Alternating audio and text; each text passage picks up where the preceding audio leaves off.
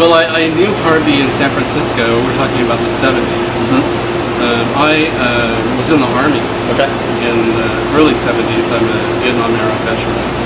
And I stayed in San Francisco when I got out of the Army in 1972. Harvey came to San Francisco around 74. And I met him, and he was quite a character, and an artist. And so I liked him. He began, running for office, and no one gave him a chance.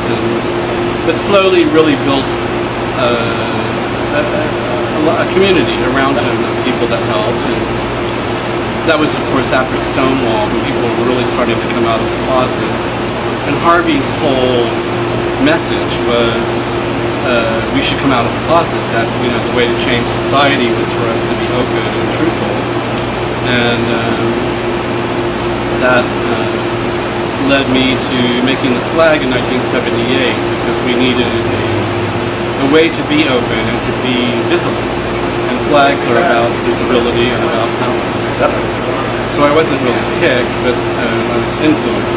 Was that something that he asked for? Something to Not really. I mean, Harvey and I were friends. We were friends. I'm an artist. And, and a great seamstress. And in those days, a great drag queen. And that's where it all came from.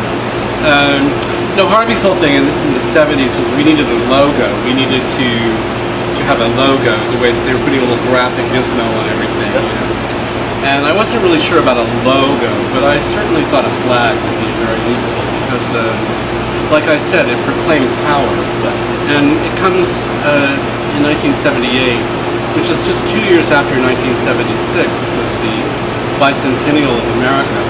And that's when I really began to notice flags and how important they are, and how they're translated into everything, from fine art to schlocky merchandise.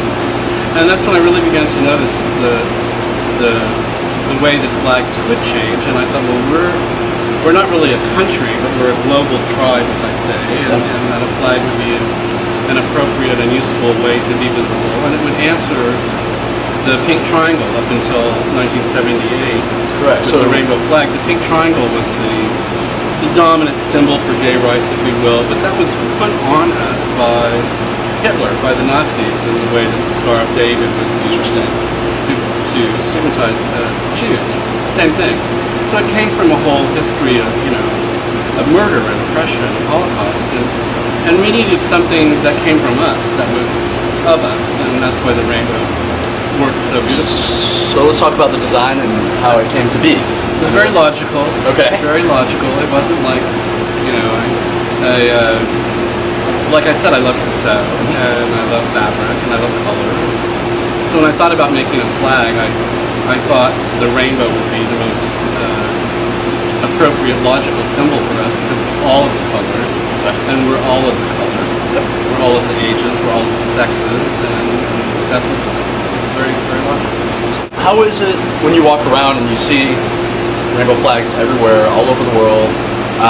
What emotion does it evoke within you? And do you feel a certain pride? Do you feel it's just... I never liked that rainbow. Ever. Well, I mean, I can't. I have to live with it. What emotion does it bring out? That's a complicated question. A lot of emotions. I mean, on the one hand, it's really incredible to see how people have loved it and cherished it and used it. They don't even know who I am, but as I say, a true flag is not something you design. It's torn from the soul of the people. And from the very first moment of the rainbow flag, that was its power. It was that independent of personality and all of the ideas, people just owned it. It meant something to them individually. And that has become worldwide. It's amazing. That's great.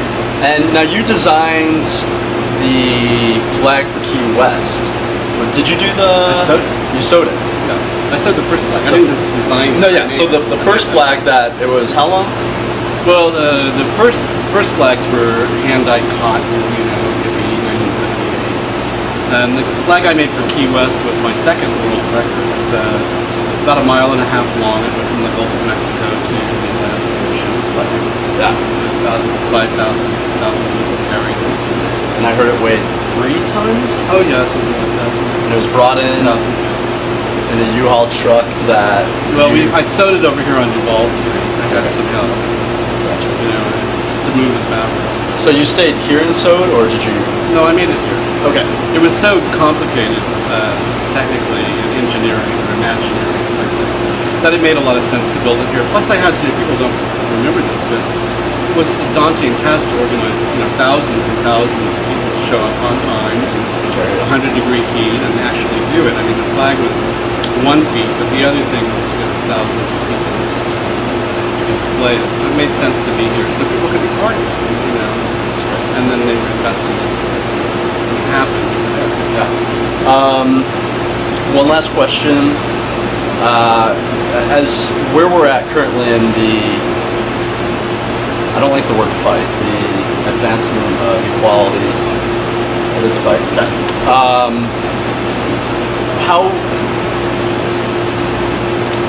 What's your view on where we are today from where we were when you first created it? Well, we came a long ways. I mean, 1978, really, with few exceptions, people were still living in a criminalized state.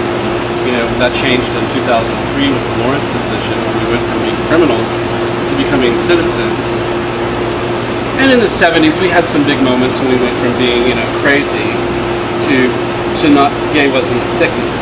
So we've moved incrementally towards quote-unquote equality, but we're not there by a long shot. And even though we've come so far in my lifetime, that's in certain places.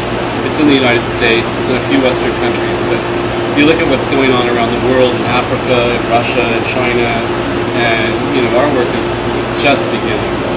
So we have a long ways to go. But eventually we will. Great.